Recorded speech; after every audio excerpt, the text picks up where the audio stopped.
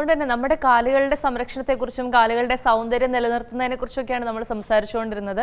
അപ്പോൾ തീർച്ചയായിട്ടും ഏറ്റവും പൊതുവെ എല്ലാവർക്കും ചെയ്യാൻ പറ്റുന്ന വളരെ ചെറിയ ചെറിയ ചില പൊടിക്കൈകൾ അതൊക്കെയാണ് നമ്മൾ പറഞ്ഞുകൊണ്ടിരുന്നത്.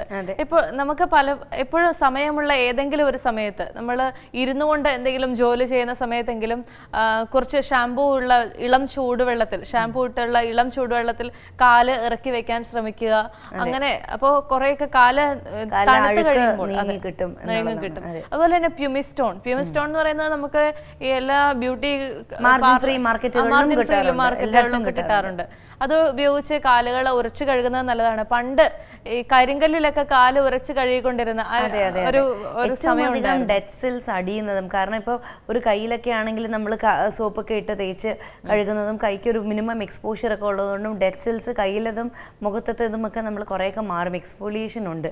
പക്ഷെ കാലിന്റെ അടിയിലത്തെ ഭാഗത്തിന് എക്സ്ഫോളിയേഷൻ എന്നുള്ള ഒരു പ്രോസസ്സ് വളരെ കുറവാണ്. അതുകൊണ്ട് തന്നെ പ്യൂമിസ്റ്റോൺ വെച്ചിട്ട് ഈ ഡെഡ് സെൽസിനെ ഉരച്ച് തേച്ച് കളയാം എന്നുള്ളത്.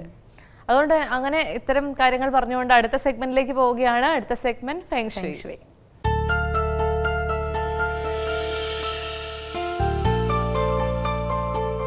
നമസ്കാരം. ലേഡീസ് അവറിന്റെ ഫെങ് ഷുയി സെഗ്മെന്റിലേക്ക് എല്ലാ പ്രിയപ്പെട്ട പ്രേക്ഷകർക്കും സ്വാഗതം. ചൈനീസ് വാസ്തുവിദ്യാ സംബന്ധമായ ഫെങ് ഷുയി സംബന്ധമായ നിങ്ങളുടെ സംശയങ്ങൾക്ക് മറുപടി നൽകുന്നത് Tejas feng shui director doctor Shaji K നായരാണ്. സ്വാഗതം ചെയ്യാം. സ്വാഗതം സർ. സർ, പൊതുവേ നമ്മൾ പല വീടുകളിലും കാണാറുണ്ട് ഈ ആഡംബരം കൂടുമ്പോൾ എന്ത് ചെയ്യണമെന്ന് അറിയാതെ വീടിനകത്ത് സ്വിമ്മിംഗ് പൂൾ ഉണ്ടാക്കുക, അല്ലെങ്കിൽ അതുപോലെ വീടിനകത്ത് സ്ഥിരമായിട്ടുള്ളൊരു ഫൗണ്ടൻ ഉണ്ടാക്കുക, ഇത്തരം കാര്യങ്ങളൊക്കെ ചെയ്യുന്നത്. അപ്പോൾ നമ്മൾ മറ്റും പല എപ്പിസോഡുകളിലും പറഞ്ഞിരുന്നു ഈ ഒരു ബെഡ്റൂമിൻ്റെ അകത്ത് ജലസാന്നിധ്യം പാടില്ലെന്ന് പറയുന്നു. അപ്പോൾ ഇങ്ങനെയുള്ള നമ്മുടെ മെയിൻ ഹോളിൽ, നമ്മുടെ വീടിൻ്റെ ഒരു മെയിൻ ഹോളിൽ തന്നെ ഇത്തരത്തിലുള്ള ജലസാന്നിധ്യത്തിന് കുഴപ്പങ്ങൾ ഉണ്ടാകുന്നുണ്ടോ? വീടിൻ്റെ ഇപ്പോൾ ഒരു സ്വിമ്മിംഗ് പൂൾ എന്നൊക്കെ പറയുമ്പോൾ തന്നെ വലിയൊരു എമൗണ്ട് സ്ഥലം അതിന് വേണ്ടി വരും. അപ്പോൾ അത്രയും വലിയ സ്ഥലത്ത് ഇങ്ങനെ ഒരു സ്വിമ്മിംഗ് പൂള്, അതും വീടിനകത്ത് അങ്ങനെയൊക്കെ ചെയ്യുന്നത് കൊണ്ട് എന്തെങ്കിലും ദോഷങ്ങൾ ഉണ്ടാകുന്നുണ്ടോ? ഇത്തരം കാര്യങ്ങളൊന്ന് വിശദീകരിക്കാം. ഈ സാറിന് വീടിനകത്ത് ജലസാന്നിധ്യം ബെഡ്റൂമിൽ വന്നുകൂടാന്ന് മാത്രമേ പറഞ്ഞിട്ടുണ്ടായിരുന്നു.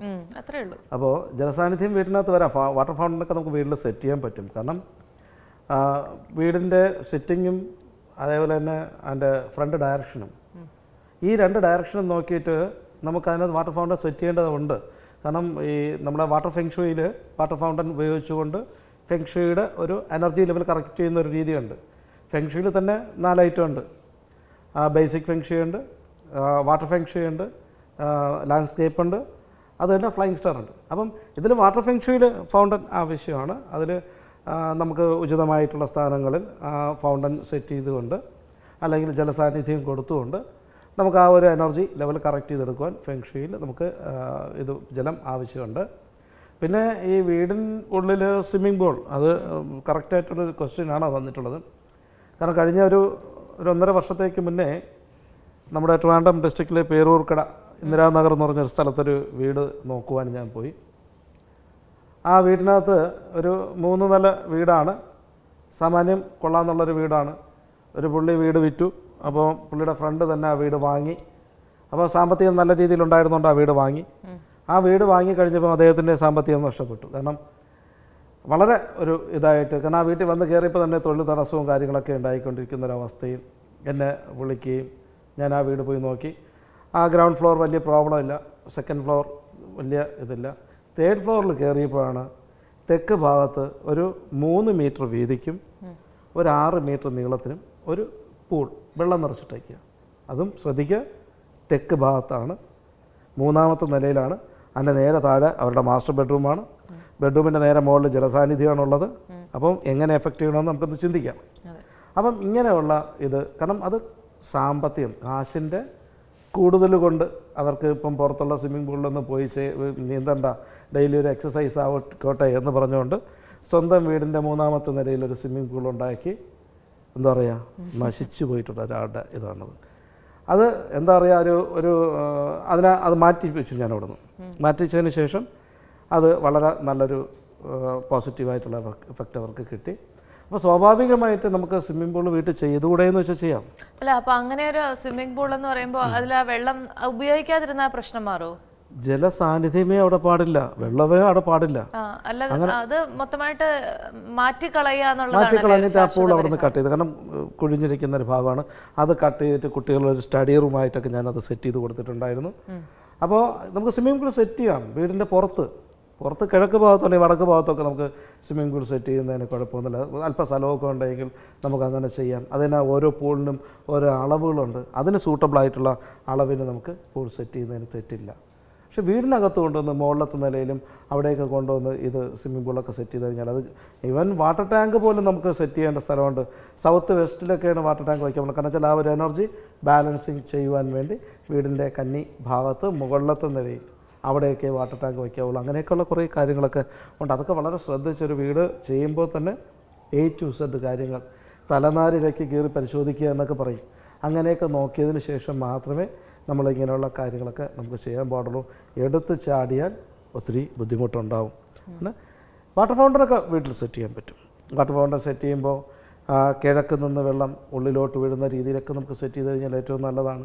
അല്ലെങ്കിൽ ഈ തെക്ക് കിഴക്ക് നിന്നുകൊണ്ട് തെക്ക് പടിഞ്ഞാറ് വടക്ക് പടിഞ്ഞാറ് ഭാഗത്തോട്ട് വീഴുക, ഇങ്ങനെയൊക്കെയുള്ള ജലം ആ ഒരു ഒഴുക്കിനൊക്കെ നമുക്ക് സെറ്റ് ചെയ്ത് കഴിയുമ്പോൾ ഒരു എന്താ പറയുക ആ വീട്ടിനകത്തുള്ള ഒരു എയർ സർക്കുലേഷൻ വളരെ ഫ്ലോ ആയിട്ട് നടക്കുന്ന ഒരവസ്ഥയുണ്ടാകും. എപ്പോഴും എയർ പ്യൂരിഫിക്കേഷൻ നമുക്ക് ആ ലിവിങ് റൂമിനകത്ത് അതുണ്ടാകും. വാട്ടർ ഫൗണ്ടൻ അതുകൊണ്ട് ബെറ്റർ, നല്ലതാണ്. വാട്ടർ ഫൗണ്ടൻ നമുക്ക് യൂസ് ചെയ്യാം.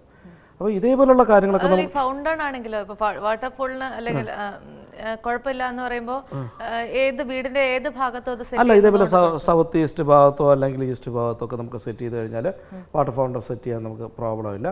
അപ്പം ഇതേപോലെ പോസിറ്റീവ് എനർജി കിട്ടുന്ന കാര്യങ്ങളൊക്കെ നമുക്ക് അതിനകത്ത് ചെയ്യാം. അതേപോലെ തന്നെ പ്ലാന്റുകൾ, കഴിഞ്ഞ 3 എപ്പിസോഡിന് ഞാൻ പ്ലാന്റിനെ കുറിച്ച് പറഞ്ഞായിരുന്നു. അത് വീടിനകത്ത് സെറ്റ് ചെയ്യാം. വീടിനകത്ത് ഇപ്പം ലക്കി പ്ലാന്റ് കിട്ടും, ഫെങ്ഷുയിൽ തന്നെ ലക്കി ബാമ്പു കിട്ടും. ഈ ലക്കി ബാമ്പു ഒക്കെ വെച്ചിട്ട് നമ്മൾ തറയിലല്ല നടേണ്ടത്. ലക്കി ബാമ്പുവിനെ കുറിച്ച് ഒരു സംശയം ഉണ്ടായിരുന്നു. അതായത് ഈ ലക്കി ബാമ്പു എന്ന് പറയുന്നത് നമ്മൾ വളരെയധികം ശ്രദ്ധിക്കണം. അതൊരിക്കലും നശിച്ചു പോകാൻ പാടില്ല. നശിച്ചു പോകുക എന്ന് പറയുന്നത് നമ്മളെപ്പോഴും പറയുന്ന പോലെ ഗുണത്തെക്കാൾ ഏറെ ദോഷം ചെയ്യുമെന്ന് കേട്ടിട്ടുണ്ട്.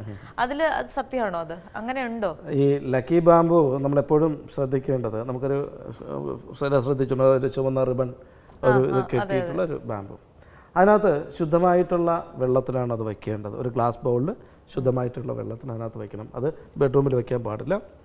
ഓഫീസ് ടേബിളിലോ അല്ലെങ്കിൽ വീടിൻ്റെ കിഴക്ക് ഭാഗത്തോ അല്ലെങ്കിൽ തെക്ക് കിഴക്ക് ഭാഗത്തോ അത് വയ്ക്കാം. ഇത് വാടിപ്പോയാൽ നമുക്ക് ദോഷം ഉണ്ടാവും എന്ന് പറയാനുള്ളൊരു കാരണമുണ്ട്. ഈ പ്ലാന്റിൽ നമ്മൾ വയ്ക്കുന്ന വെള്ളം എപ്പോഴും, അതായത് ഒരു മിനിമം ഒരു 3 ദിവസത്തിലൊരിക്കൽ നമ്മൾ മാറ്റണം. മാറ്റിക്കഴിഞ്ഞാൽ ഈ ചെടിക്ക് യാതൊരു കുഴപ്പവും സംഭവിക്കില്ല. ചില ആൾക്കാർ വയ്ക്കും ഈ ലക്കി പ്ലാന്റ് വീട്ടിൽ കൊണ്ട് വയ്ക്കുമ്പോൾ എനിക്ക് സാമ്പത്തികം എല്ലാം കൂടുതലായിട്ട് ഇനി കിട്ടും എന്നുള്ള രീതി ചിന്തിച്ചുകൊണ്ട് പല ആൾക്കാരും ഇത് വീട്ടിൽ കൊണ്ട് വയ്ക്കാറുണ്ട്. പക്ഷേ ആദ്യം കൊണ്ടുവയ്ക്കും, നല്ല ഗ്ലാസ് ബൗളൊക്കെ നല്ല നീറ്റായിട്ട് കഴുകി റെഡിയാക്കി അതിൽ വെള്ളം നിറച്ച് അവിടെ കൊണ്ടുവയ്ക്കും. ഒരാഴ്ച കഴിയും അല്ലെങ്കിൽ 2 ആഴ്ച കഴിയുമ്പോൾ ചെടി ഓരോന്നായിട്ട് വാടാൻ തുടങ്ങും. കാരണം കൊതുക് ഓരോന്നതിന് അത് മുട്ടയിടും. ആ ഒരവസ്ഥ. അങ്ങനെ പാടില്ല. 3 ദിവസത്തിലൊരിക്കൽ ഈ ലക്കി ബാമ്പുവിൻ്റെ വെള്ളം മാറ്റി പുതിയത് ഒഴിച്ചു കൊടുക്കണം. എന്നാൽ ചെടി വാടിപ്പോകത്തില്ല. അത് നമ്മൾ അത്രത്തോളം ലക്ക് കൊണ്ടുവരും എന്ന് വേണം പറയാം. കാരണം നമ്മൾ അത്രത്തോളം അതിനെ കെയർ ചെയ്യുന്നുണ്ട്. ഓക്കെ, എന്നാൽ അതിനകത്ത് നമ്പറുണ്ട്. 21 തണ്ടുള്ള ഇതാണ് വാങ്ങേണ്ടത്. ഒറ്റ സംഖ്യയുള്ളത് വാങ്ങണം. അത് തെക്ക് കിഴക്ക് ഭാഗത്ത് വെച്ച് കഴിഞ്ഞാൽ ഏറ്റവും നല്ലതാണ്. ഇപ്പം അധികം അവസാനം അപ്പോൾ അധികം കിട്ടാറില്ല ലക്കി ബാമ്പ്. കാരണം ഒരു കാലഘട്ടത്തിൽ അത് ഉണ്ടായിരുന്നു. ഇപ്പം ഞാനിപ്പോലും പല വീടുകളിൽ അത് കൊടുക്കുമ്പോൾ തന്നെ മുമ്പൊക്കെ കണ്ടിന്യൂസ് ആയിട്ട് കൊടുക്കാറുണ്ട്. ഇപ്പം ഞാനത് കൊടുക്കാറില്ല. കാരണം അവർ ശ്രദ്ധിക്കത്തില്ല. ശ്രദ്ധിക്കാതിരിക്കുമ്പോൾ ഒത്തിരി നമുക്ക് ഈ നെഗറ്റീവായിട്ടുള്ള എഫക്റ്റ് നമുക്ക് ഒത്തിരി ഉണ്ടാവാൻ ചാൻസ് ഉണ്ട്. പിന്നെ അത് തന്നെ ഈ ഇപ്പോൾ പല വീടുകളിലും പഴയതൊക്കെ ഇരുന്നിട്ട് വാടിപ്പോയി 1-2 പീസൊക്കെ ഉണ്ടെങ്കിൽ അതിനടുത്ത് ഫ്രണ്ടിലൊരു ചെടിച്ചട്ടിക്കകത്ത് നട്ടിട്ട് വീടിൻ്റെ പുറത്ത് തെക്ക് കിഴക്ക് ഭാഗത്ത് വെച്ച് കഴിഞ്ഞാൽ കുറച്ച് നല്ലൊരു പോസിറ്റീവ് എഫക്റ്റ് നമുക്ക് അതിൽ നിന്ന് കിട്ടും. അപ്പോൾ പ്ലാന്റ് പോലും നമ്മൾ സെറ്റ് ചെയ്യുന്നത് വളരെ ശ്രദ്ധിച്ച് നമുക്ക് കൈകാര്യം ചെയ്ത് കൊണ്ടുപോയില്ലെങ്കിൽ നമുക്കതിനകത്ത് ദോഷം ഉണ്ടാവും. ഇതിനെക്കുറിച്ച് കൂടുതൽ നിങ്ങൾക്ക് എന്തെങ്കിലും സംശയങ്ങളോ കാര്യങ്ങളോ ഉണ്ടെങ്കിൽ നിങ്ങളുടെ വീട്ടിൽ താമസിക്കുന്ന എല്ലാവരുടെയും ഡേറ്റ് ഓഫ് ബർത്തും വീടിൻ്റെ ദർശനം എങ്ങോട്ടാണെന്ന് നോക്കിയതിന് ശേഷം വിളിക്കുക. ഞാൻ നിങ്ങളുടെ വീട് വന്ന് നോക്കി കറക്റ്റ് ചെയ്തു തരാം.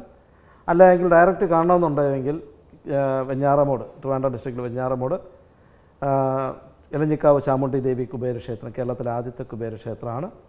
ഞായർ, തിങ്കൾ, ചൊവ്വ ദിവസങ്ങളിൽ എന്നെ ഒന്ന് വിളിച്ചിട്ട് വന്നു കഴിഞ്ഞാൽ ഞാൻ അവിടെ ഉണ്ടാവും. നമസ്കാരം.